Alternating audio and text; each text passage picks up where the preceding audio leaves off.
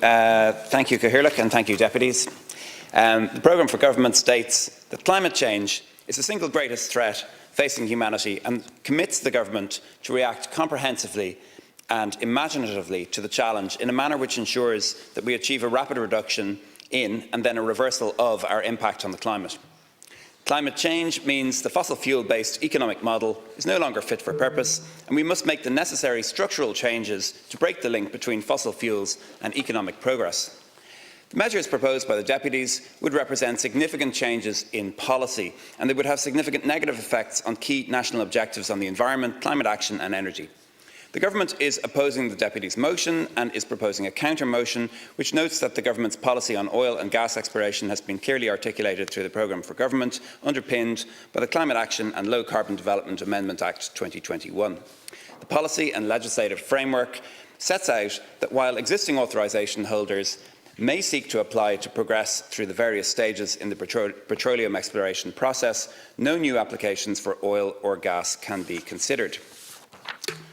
Previous governments have operated a concession system whereby petroleum exploration companies are given rights to explore for petroleum within defined acreage offshore through a licensing system which progresses from a licensing option to an exploration licence and a lease in the event of a commercial find. Progression from licensing option to exploration licence and between the individual phases of an exploration licence depends on the authorisation holder fulfilling work programme obligations.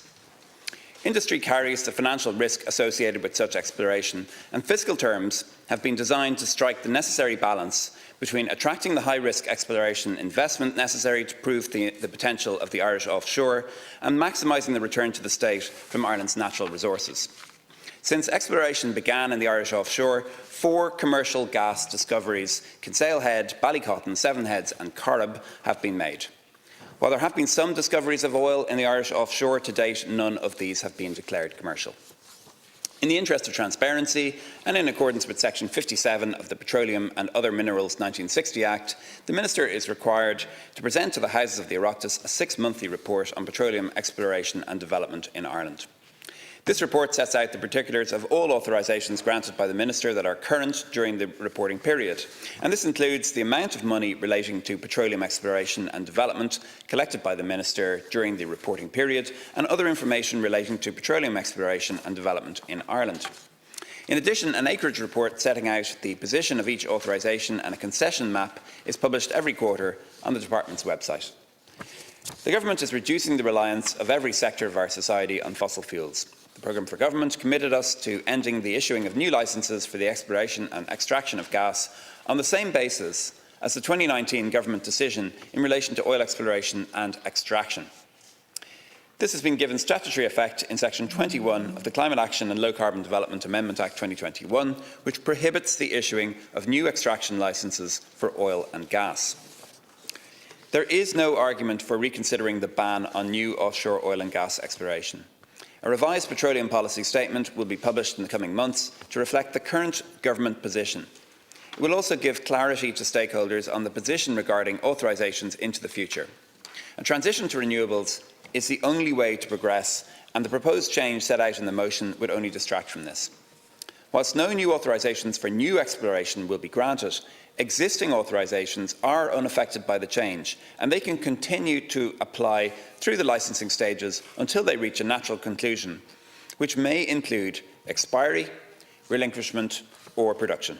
However, any applications for follow-on authorisation still require ministerial consent. The criteria are set out in Section 9A1 of the Petroleum and Other Minerals Development Act 1960 and in Section 3 of the Licensing Terms for Offshore Oil and Gas Exploration, Development and Production.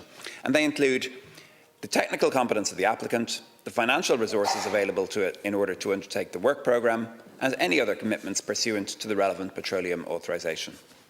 All applications are processed in the same manner, in line with the relevant policy and regulatory requirements, and they're all subject to robust assessments from a technical and financial perspective.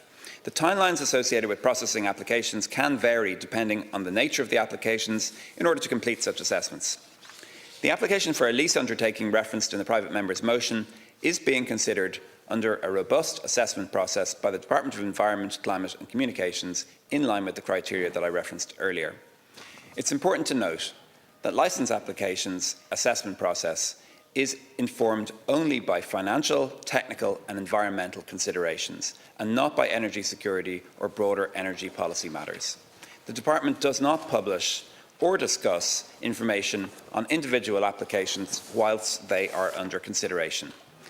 It would be inappropriate for me or the Department from both a legal and regulatory perspective, and it would offend due process to comment on the specific detail regarding any individual licences or applications pending a formal decision being made.